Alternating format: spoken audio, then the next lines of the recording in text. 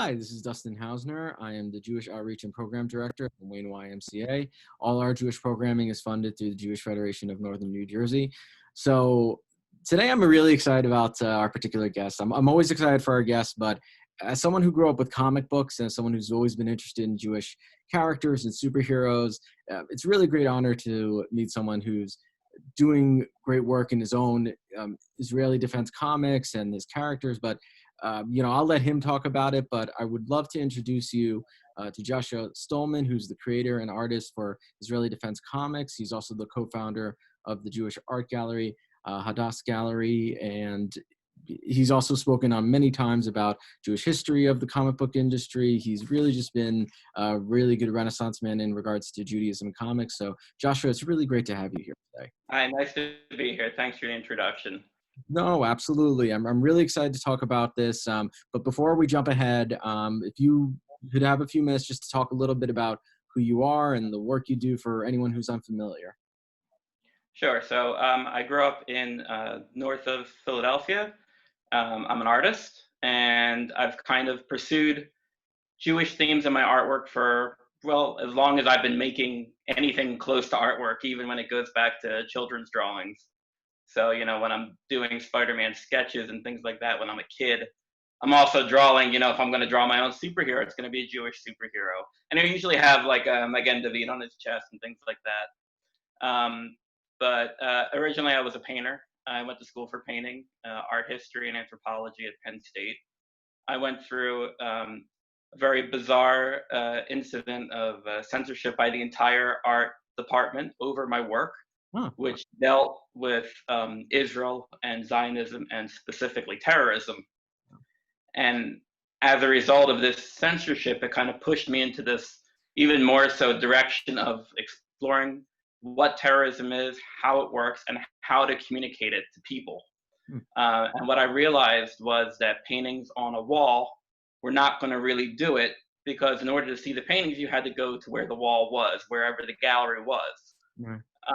And so I took the themes from that exhibition, which were my deconstructing of terrorism. I have a cultural anthropology degree, so that was part of my focus too. And I broke it down into very, what I thought were aspects that were more universal, like child indoctrination into terrorism, or Holocaust denial, things that I think they're not very divisive issues. It's just, these are aspects of terrorism, and that's how it kind of plays out along with other issues. And when I realized that the gallery concept wasn't going to work for me, and a lot of it had to do with my politics also, I decided to move in a different direction, take the content, repackage it in a different way. And being a comic fan my entire life, I kind of saw the opportunity just to make a comic book. I realized that what's stopping me from putting the project together, I made a connection with a printer. Luckily, my wife is a graphic designer. She helped me format for printing, so that was a big help. But the writing and the art and everything, I decided, let me just start to communicate these issues through comic book format that can be sent all over. They can be digitized and sent out, through Amazon or Kindle or whatever. And have physical copies that can be distributed all over the country to help promote Jewishness and specifically Zionism, and also to deconstruct and to continue to pursue kind of shining a spotlight on how terrorism works, especially in Israel, which was my focus. And I really felt it was a necessity because in the post 9/11 world that we're living in, I didn't really see Marvel and DC doing this in a way that specifically addressed Israel.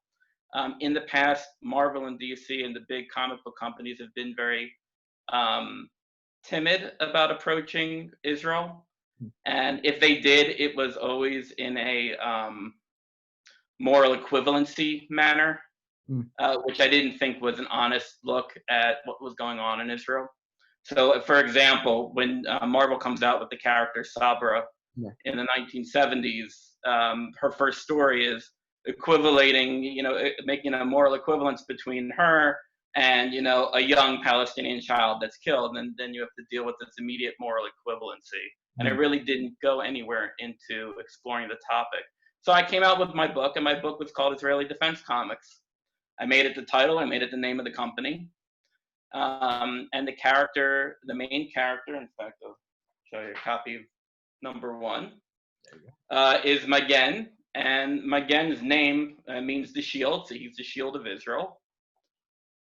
I think yeah, it's like I have the title block here, but I have the logo for the actual character is a little bit lower. But the name also, it comes from Magen Avraham, the shield of Abraham. It's one of the first prayer in the Shemona Esrei. So it's a core principle of Judaism that there's protection. And I felt that if I was going to make a Jewish superhero, I was going to make him the shield. And then I don't know if you have any. If you want to jump in, you can. No. I'm happy to do so. But you were just doing such a very good job of kind of explaining the origin of the comics and things. I'm curious because you mentioned Sabra, and obviously there have been. So there've been obviously many Jewish artists and creators. I think a lot of people are familiar with some of the names that we could talk about, but there are some Jewish superheroes in the vein of Shadowcat, Magneto, Ragman, a couple of the others. I'm curious why, for you specifically, do you feel having a character that's openly Jewish and obviously the Israeli connection is so important for readers, and why that's in some ways very new for a lot of readers? Because as you said, there's Sabra, who's an Israeli Jewish character, but you really don't dive into a lot of what that is when it comes to the background and the politics of it. Yeah, most of the time when Sabra appears in comics, it's always in contrast to an Islamic character or a villain or something Holocaust related.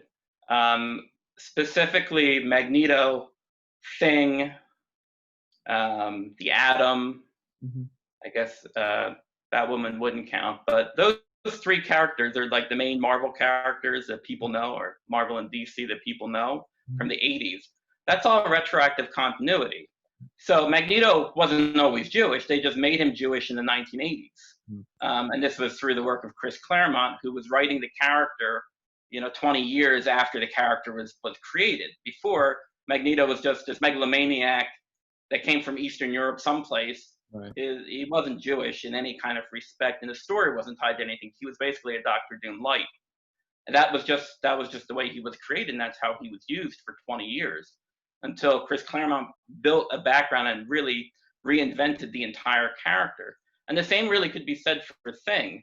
The Thing himself, when he comes out in 1961, is not a Jewish character. There's nothing particularly Jewish about him.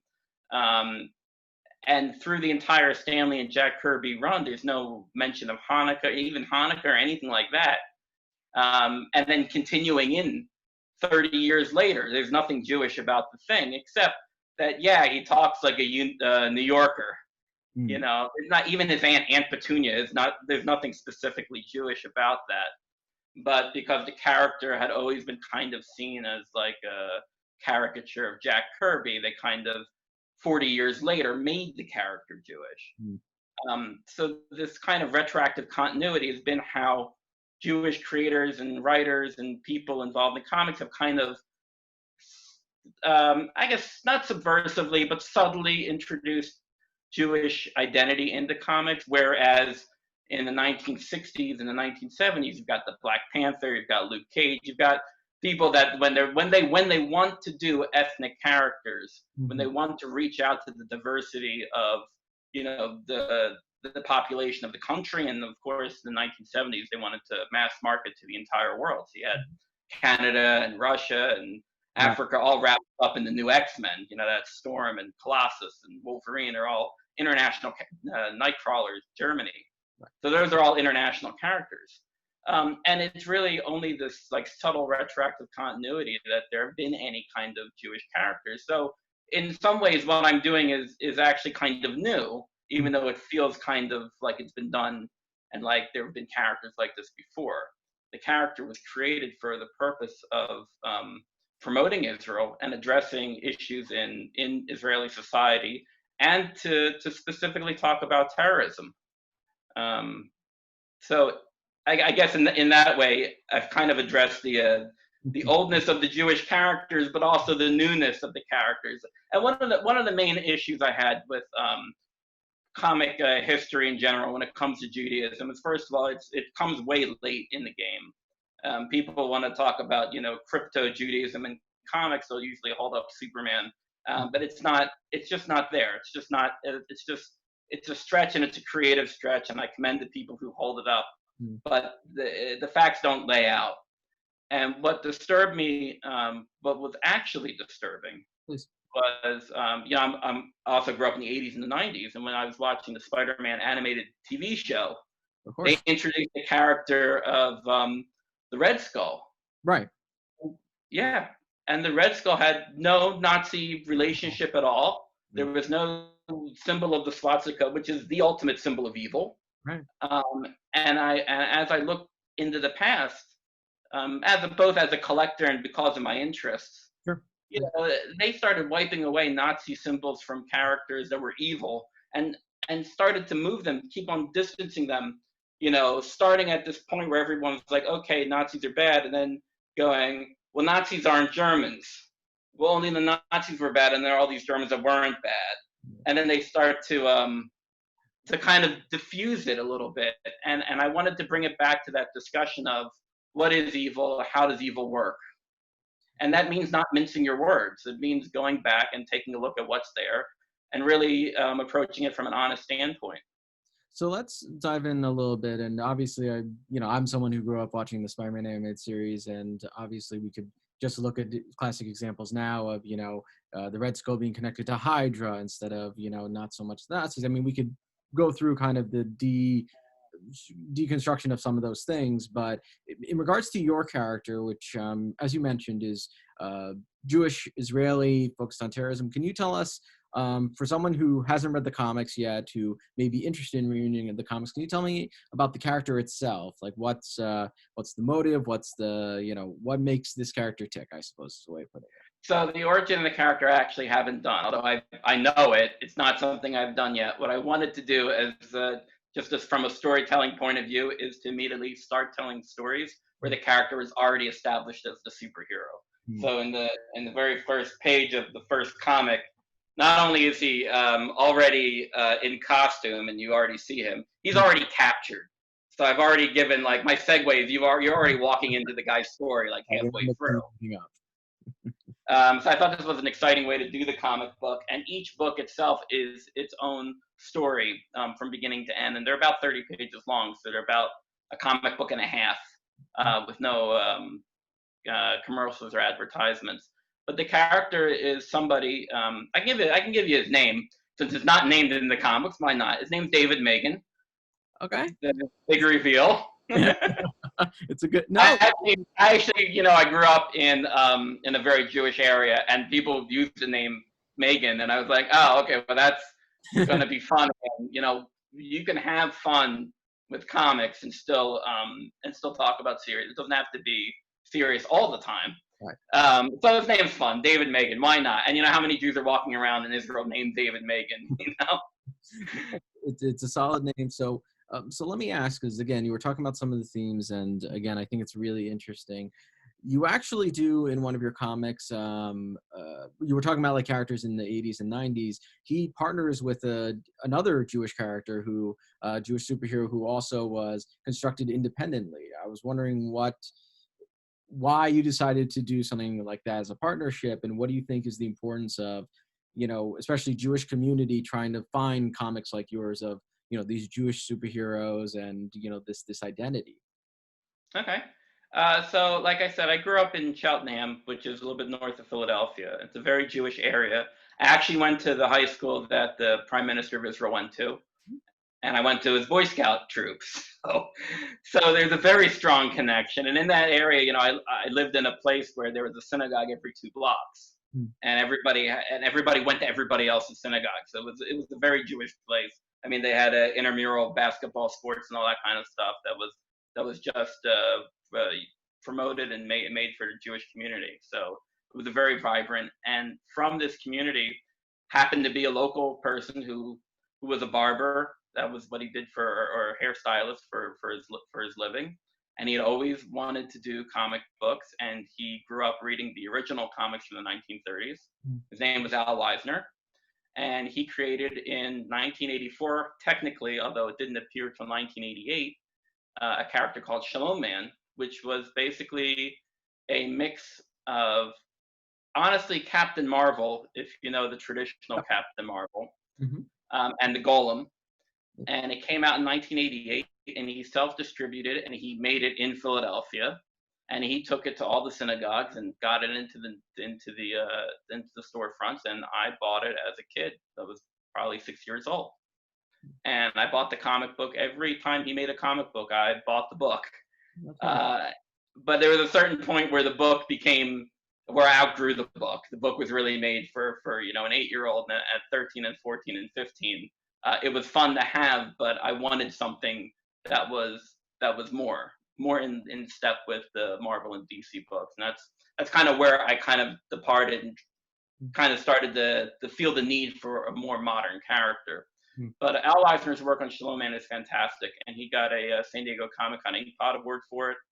I became friends with him after, somebody so local. I got to know him, not just from seeing him at conventions and things like that, but at art galleries, and we became friends, and we're friends now. And so when I was doing my work in Israeli Defense Comics, #1, it was advertised in his Shaloman book. #2, it came out, but #3 came about because he had an unpublished 9 or 10 page story that I found in his studio, and I'll show you. So, yeah, please. My teaching aids are here. This is not PowerPoint. #3. Okay, so #3 is the team up between my character, Magen here, and Shaloman is the guy in white here. And it stemmed basically from this 10-page unused artwork that he did in 1983 that he never published, which was probably the first Shaloman story. And it involved this group, the Black Hoods, or honestly, I can't remember exactly the name of the gang. And it was like an extortion over nuclear secrets for Israel, and that was kind of the story. But it was too short to publish. So instead, what I did is I built what happened 30 years later kind of idea, and I used his 10 pages as a flashback, and I built a new story around it. And here the group returns, and all of a sudden they're at it again. What happened in the meantime, and how my character gets involved from the onset, only because he gets contacted to find out what happened. So it's kind of an interesting way to start the story. It's a cue out of Roy Thomas's Invaders books, but definitely a fun project. But what I tried to do is to update the character, to kind of shed or build upon its the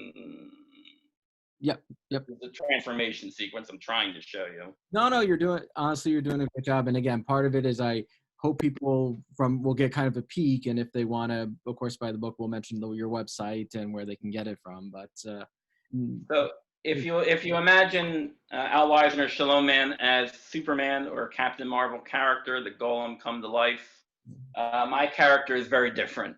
My character is human. It's based on Captain America. It's what if Captain America actually told stories about terrorism.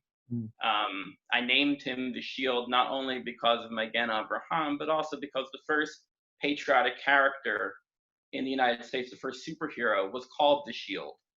And he was created for Pep Comics, which is Archie, and by Irv Novick, who was also Jewish. In fact, all the main patriotic superheroes for the United States, even before World War II, were all created by Jews. Uncle Sam was by Will Eisner. The Shield was by Irv Novick. And then in 1941, you have Captain America by Jack Kirby and Joe Simon. I mean, all these people were Jewish, and they were all creating patriotic characters because they loved their country. And as far as Israel goes, I see from my college experiences of censorship and anti-Israel on campus, I've only seen it get worse, and I've seen it kind of take different guises in politics that are being taught to Jewish kids. So the most hurtful thing to see is to see a Jewish student or a Jewish teenager at some kind of anti-Israel rally, and that's really where I want to cut it off. I feel like they're not being given enough information, or there's no culture to be proud of, to rely on, and so instead they're being in some ways guilted, shamed for being Jewish, and for not having enough know-withal to stand up. So in that way, there's a real purpose to the comic book medium for that aspect. So let me ask you, because you do have a handful of books, obviously, of your character that you can get online, and I'm curious, of course, do you have any future issues coming up? What is the future hold for your character, or what should we be looking on the out for? So all of Magen's stories are based on, they kind of start from news events. So the first issue was on the idea of kidnapping for ransom, where Magen has to free a captured Israeli soldier. It was based on Gilad Shalit's, very loosely based on Gilad Shalit's, the news article about him. The second one was the Golem story, where Magen fights the Golem, but the Golem, as Golem stories are supposed to be, are created for good intentions that always go wrong. And the idea is that humanity is flawed, so humans can't create something perfect. Right. So the Golem stories always go wrong. And so this Golem is created to protect Israel against aggressors, and then it misinterprets protest as aggression, and then starts going after Israelis that are just trying to protest. And this was related to the Tag Mahir movement, the price tag movement. And so Magen gets involved in that. Now he has to stop terrorists, and he's got to stop a Golem monster on the loose, which he does. And then the third one was specifically about CARE, the Center of American Islamic, I want to say relations, but an organization that's been tied to funding terrorism in the past. And that's where I kind of gave it an update from the Black Hood Gang that Al Wiesner Shaloman had. All these comics you can find on IsraeliDefenseComics.com. If you have a synagogue or a retail comic store and you want to order them, you can always send me an email through that same website, IsraeliDefenseComics.com. And they're also available on like Amazon and eBay and so on and so forth. We're all good, fine comics is all. Very good. Well, I want to thank you very much for sitting down and talking with us, letting us explore a little bit about your comic, and obviously the ideas and the philosophy behind what you're doing. For anyone interested, you want to see new artwork from the fourth issue? Yes, I would love to. Please, sneak peek at upcoming issue. Yeah, you asked so many questions that I kind of lost my train of thought. I do have some new work to show your viewers if you'd like. Would love to. So for the fourth issue is going to start bringing some of the characters from the first issue back into play. Okay. The first issue had an armed smuggler called the Man in the White Suit, and it also debuted one of my favorite villains, Saracen, which is an Islamic knight, and the relationship between the two is very interesting because one is completely hedonistic and the other character is extremely fundamentalist. And so you get a breakdown in kind of what and who are people, the types of people that are behind terrorism. It's not always the most fundamentalist. It's also people with other interests and political interests and things that are not as purified as people that might call themselves true believers. So their kind of relationship is interesting to me. So I also introduced a new character in the fourth book called Al-Sila. Al-Sila in Arabic, I'm sorry, it's going to be kind of hard. Oh, there we go. Interesting. Means the weaponer. He's the tech guy. He's the guy that's going to be creating the robots. I have to explain how all these fantastic things are made. So I try not to make them too fantastic. I try not to get too magical. I want it to be a little bit grounded in reality. but I do want to keep, because I obviously did not say this before. Magen's basic powers are that he wears a Israeli developed suit that's basically a shield. Mm. It absorbs kinetic energy, and so if he gets fired bullets, it can take it. It can bounce. He's bulletproof in that respect, but he can't fly. So he has limitations to his powers, which makes him easier to write. It's harder when somebody can do everything like Superman, because then Right. what can make them? Right. What kind of effort do they have? So, but in order to show how great Magen is, you have to make these great villains. You have to make the villains really credible in their power and their cunningness. You can't make them dumb oafs that don't know what they're doing, that just Right. kind of wander around. They have to be a challenge, and they also have to have some interest to them. So Al Sila is the new guy, and he's kind of, I guess he's a little bit of a mole man, a little bit of a Doctor Octopus. Yeah, I can see. Definitely going on in there, but it's how you get all these great robots. And one of the things I wanted to address in the fourth comic book is what's going on at the border wall. Oh, okay. So these pages aren't inked, so I don't know if you're going to be able to see anything. But Magen, basically, there's rioting at the border wall, and Magen has to show up and kind of quell it. And that's when this new technology is kind of used and unveiled, and he realizes the problem is bigger than just rock throwing and burning tires and barricades. It's really actually something significant that he needs to not only protect the troops that are trying to keep the peace, but also to actively go into the West Bank and kind of root out what's going on. So I'll show you some. So to give you an idea, like I said, the hedonism and the fundamentalism that you feel between the man in the white suit and Saracen is kind of established in the first two pages, which are the only two that are inked. So let me. It opens up with the man in the white suit's yacht and his servant women. He's kind of relaxing and introducing Saracen to this completely bizarre scene. Right. He's offering alcohol and food and all the good things in life that he wants no part of. So obviously that's what happens in the second page. You see his reaction. There we go. So. But no, go ahead. No, I try to keep.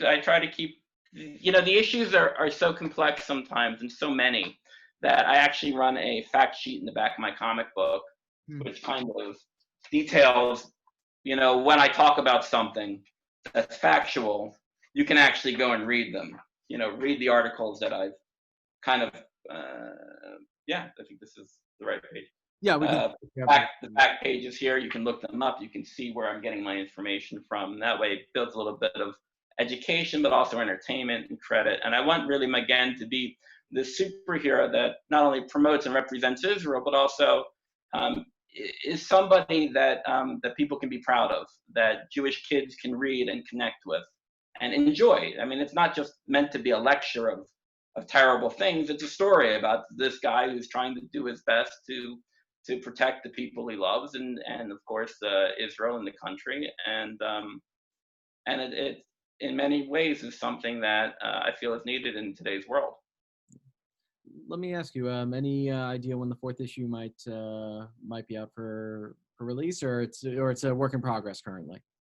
Everything's always a work in progress. Unfortunately, I run the Brooklyn Comic Shop, so that's my full-time job. It's an online store for comics and signed things, and we do a great blog on the history of comics. So that's my main focus.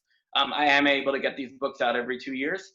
So it seems like now we're coming up to the 2-year mark. So I'm hoping to get this done by December. So we'll see. But I have about 9 pages knocked out, and so we have a little bit more to go. But I'm always working on projects in between. So we'll see how it goes. I'll let you know. No, please do. And again, if anyone's interested in comics, you go to IsraeliDefenseComics.com. It has the issues. It has artwork. It also has issues of Shaloman, if I recall correctly, as well. Right. Yes. Him as well. But no, go ahead. You look like you were about to say something. No, I was gonna say, no. We have a full collection of I try to have as many Jewish comic books as I can. My books are there, obviously. Issues 1, 2, and 3, and also there's a variant cover. which was done by Al Wiesner. Since his work appeared in the book, he did a special cover, which was a Kickstarter exclusive, but I think we have a couple extra copies. And then his books are also on the website as well, going back to almost, I think, the very beginning, with very few issues that are sold out. So it's all coming from his leftover stock. Fantastic.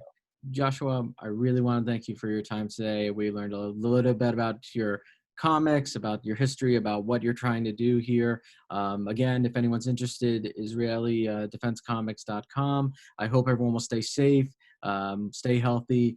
Joshua, it was an absolute pleasure speaking with you today. Thank you very much, Dustin. A pleasure to meet you. Absolutely. Have a great day, everyone.